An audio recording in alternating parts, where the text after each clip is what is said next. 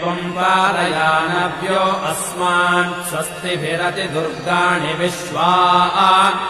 पोश्च पृथ्वी बहुला न उर्वी भवातोकायतनयाय संयोः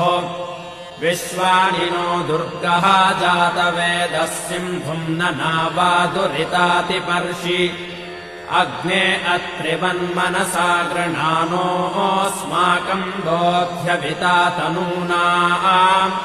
पृतनाजितपुंसः मानमुग्रमग्निगुम्भुवेम परमाः सधस्थात् स नः परिषदति दुर्गाणि विश्वाक्षामद्देवो अतिदुरितात्यग्निः प्रत्नोषि कमेभ्यो अध्वरेषु सनाच्च होतानव्यश्च सत्सि स्वाञ्चाग्ने तनुवम् विप्रयस्वास्मभ्यम् च सौभगमाय